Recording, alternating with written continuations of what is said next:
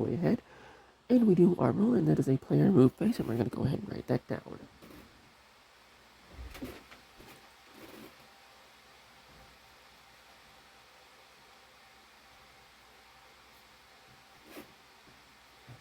And as part of the player move, the player moves the player gets to move every single minifigure they own, and they can initiate melee if they have anything in melee range, which is contact.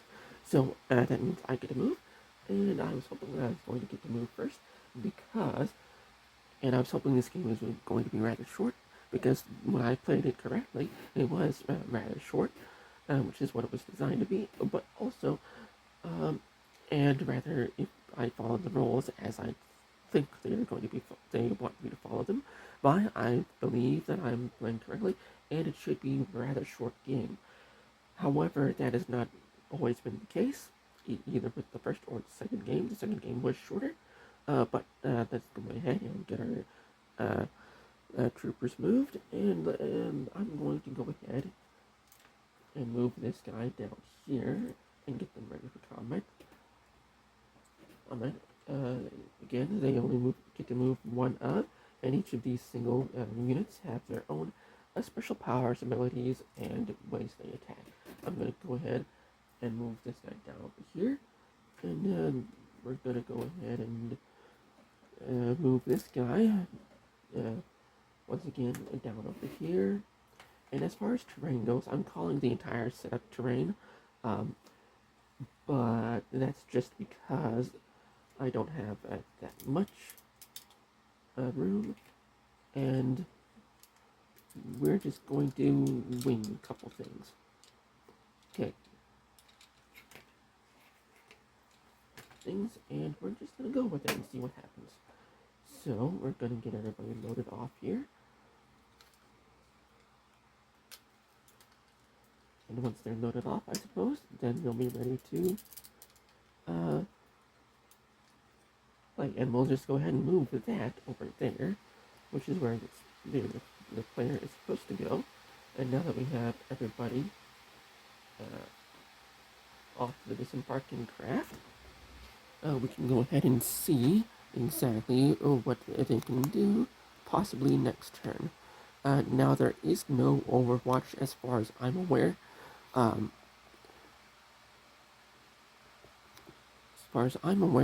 But there's no shoot when the enemy moves, as far as I'm aware. But that doesn't mean that it can't happen.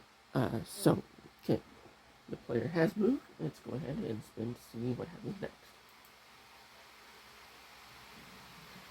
Okay, and we already got that one. We need to spin again. And this spinner software, kind of fiddly, but kind of not. But it's something you have to put up with. Okay, now the next phase that we have to, that we got the firefight phase. Now with the firefight phase, we have to have everybody fire at everybody. Enemy, everybody that's within range, enemy or friendly. So the highest range that I have here is 24 studs, which is this blue dot right here. The next highest range is 72 studs, and that's a bit high, but again, if you do this, that's only a 4-story building, and you can see why. So let's go ahead and let's just take this off the measuring stick and move that over there because we don't need it. But we also need to check for range because the range of fire is if you can see them, you can fire on them. And it's within range. So we need to go ahead and check to see if anybody can see any enemy through these windows here, and they would have been able to if they were within range. Now, I had just a bit of trouble trying to color code these guys and figure out which is which, and then I just looked at them for half a second and, orange, red, green, and black.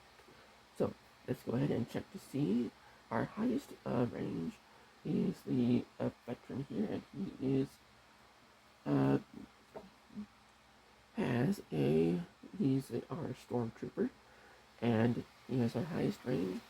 I don't believe he can see through there, and even if he would have been able to, nobody can fire on the enemy units. So that means nobody needs to fire at all. Oh, and no enemy unit can reach the player team. But they can reach some of their objectives, so I'm of the opinion that if they can fire on the player team, then they can fire on the civilians that may be in range. But the only time that is the enemy's objective specifically is mentioned is during the movement phase. But I'm of the mind to have that as part of their firefight phase as well, which means this character and a couple of these characters are within range of at least that unit there and that unit there. Uh, I decided on to try to give the uh, enemy units another victory option. We'll go ahead and see what happens, if anything happens at all. And if the player loses at least 10 civilians during any kind of combat, then the player is set to lose here. So I guess we can go ahead and we can check to use the movement objective rules for, I guess, this firefight rules. So let's go ahead and see if anybody falls to the bait. We need to roll d6. And we rolled a 3, and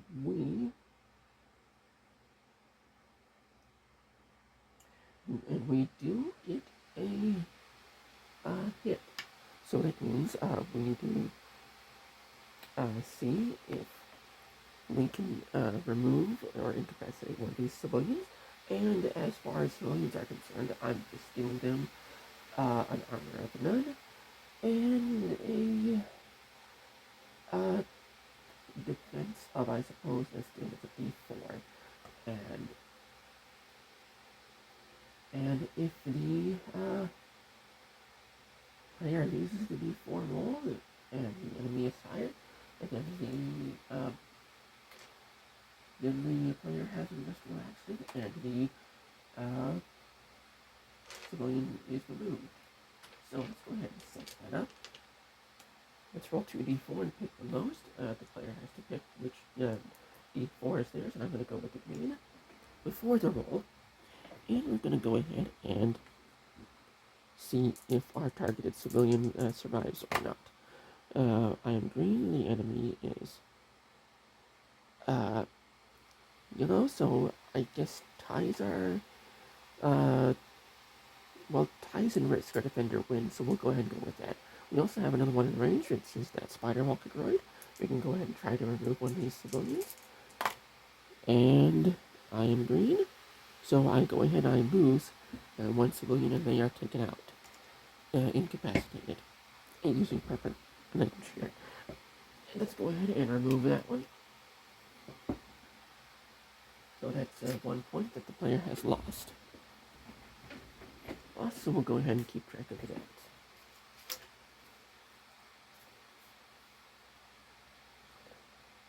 And we'll have to add it as the firefight phase. -1 point to player. Right, okay, and that's a bit of a loss for the player, but that's okay, because we get to go ahead and roll for a new phase of movement. Let's see. Not much else exciting will happen, so we'll go ahead because unless the AI gets to move, so we'll go ahead and see what the AI gets to do. Because nobody's in range, no actual shooting will be involved. Like so, because nobody is in range, no shooting in the player shoot phase. In this phase, the player gets to shoot, and we are, if anything is in range, but because nothing is in range, the player doesn't get to shoot or fire at all. So that's one of the things, and that's space and that's great for me. And nothing is going to happen on player shoot, so we'll just go ahead and mark it as if nothing happens. So that is the gist of the game that we are playing, and I hope you enjoyed. There is going to be a multiple series to or multiple parts to this series because it is the new series that I'm doing, and I hope that you stick around. I hope that you leave a like and a follow, and share if you want to.